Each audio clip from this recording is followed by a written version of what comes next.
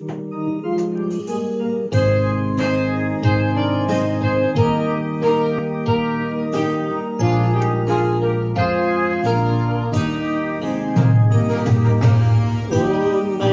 hosay di naholo, turhoatong sulu-sului magulong, ay holong portibio. Nang mapase sa honong mundo sa Tuhan Jesus ipeasa ngoluhonom kahiomonai dame dohot hadiuron urohamanok tongro ot nirohahatoguon sailan tabanado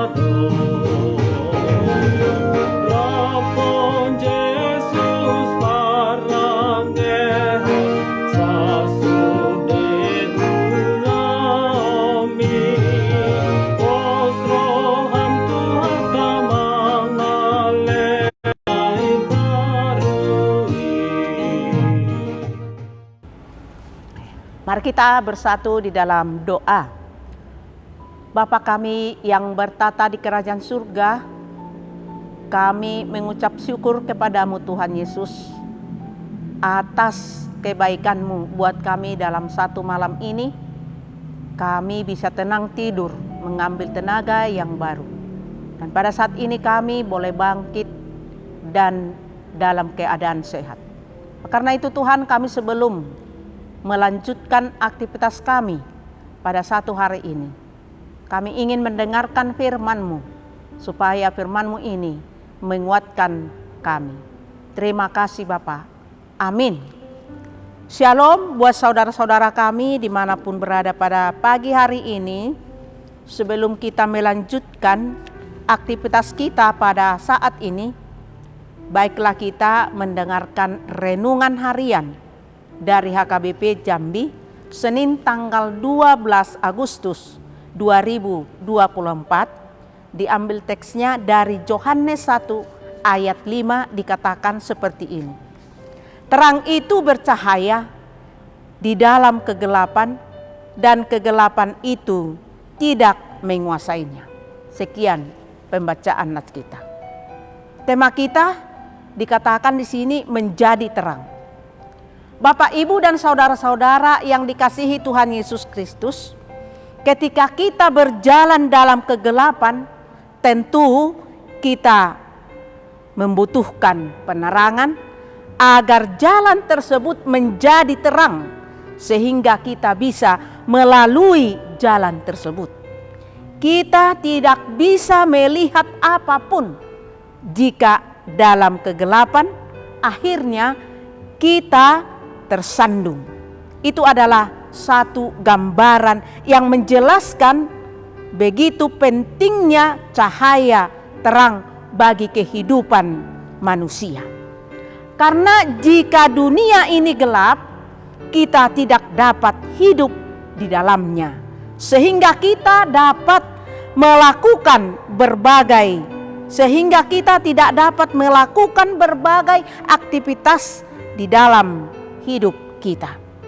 Bapak, Ibu, dan saudara-saudara yang dikasihi Tuhan Yesus Kristus, jika membahas terang, tentunya bukan hanya sebatas untuk menerangi dunia ini, tetapi hidup kita perlu mendapatkan cahaya terang agar kita tidak hidup di dalam kegelapan, yaitu hidup di dalam dosa, melakukan segala yang dibenci oleh Tuhan. Jika hati kita gelap, pikiran kita gelap, tentunya perbuatan-perbuatan kita juga akan turut gelap. Itulah sebabnya kita ini juga memerlukan penerangan untuk menerangi jalan hidup kita, agar jangan terus-menerus berada dalam kegelapan, seperti lagu dalam buku nyanyian nomor 404 yang mengatakan, tinggalkanlah kegelapan.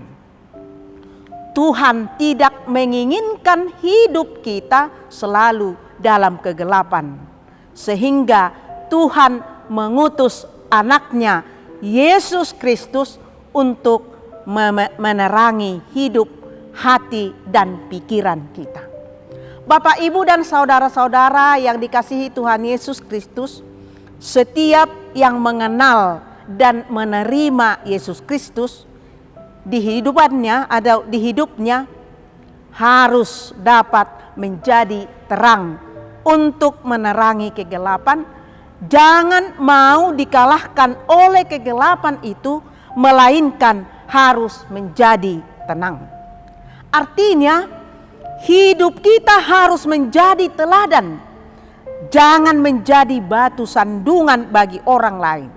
Jangan jadi kita yang membawa sesama kita kepada kegelapan, melainkan kitalah yang harus membawa keluar mereka yang masih dalam kegelapan, agar hidup mereka menjadi terang.